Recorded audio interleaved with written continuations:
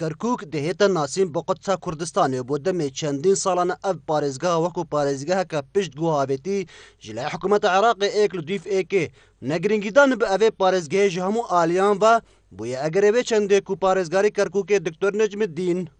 û Encûmenê Parêzgarê li Şazayî adarê biryara bilindkirina alayê Kurdistanê li ser dam û dezgehên hikûmî bilind kir. وادê çendê jî nerazîbûnek li cem hindek layînên Ereb û Tirkman lê pêxwe înaye. Cemal Koçer endamê Parlemanê Iraqê dibêjitin ew biryara hatiye dan biryareke yasayî ye. ماده 140 ماده کی گریدا و منطقه و گلک اندام پارلمانه تبرو که خود نرازید کن هر اون اوید کو وقتی کی و ویدیو توایت هنگ کو افتخار پندت کر کو نهیلایا ماده 140 جب جب بیتن افرو که وگیتو نهیلی اترکت یا سایر جب جب بیتن هندک رکت دیده دی چنه و دی بیتا واقع امر الواقع یاسیه کنگیا دستوری و یاسایی کو پارێزgeha Kerkûkê انتخابات lê nekirin am behsî qanûneka taybet bû bête kirin kengiya distûrî û yasayî ku budca Kerkûkê bête birîn û ev çîta sala duê û siyê ku hîç tiştek bû Kerkûkê nehatiye sarf kirin lewa evê behsî yasayî distûriyê dikin bila biçin yasa û distûra bixînin û tatbîq kin evê xalê dîwşnîka bila bên em dê evê munaqişê li ser kêm dîtin min pengavek bû geleka fer bû û wextê wê bû eger direng jî nebît.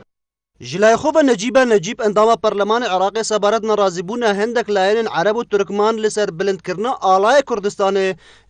li parêzgeha Kerkûk dibêjit.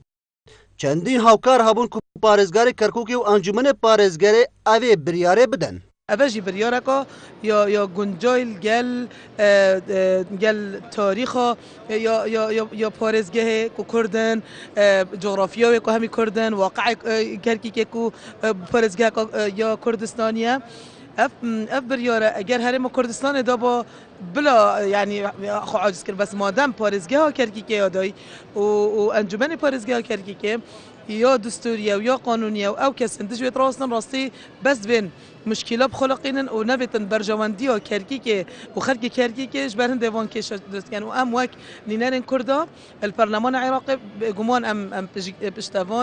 پشتوانی ببریارین Dihêta zanîn ku parêzgeha Kerkûk êkeş parêzgehên giring û pîroz li cem tevaya Kurdan û êke ji 5 parêzgehên mezne û nêzîkî 2 milyon kesan bi xwe vedigirit zirbaya wan jî Kurd in. Lewra endamên Parlemanê Iraqê yên Kurd daxwaz kirin ku pêteviyek Kurd hemû piştevanî û bergiriyê ji ew ê biryarê hatiyedan sebaret bi bilindkirina alayê Kurdistanê li Kerkûk bikin.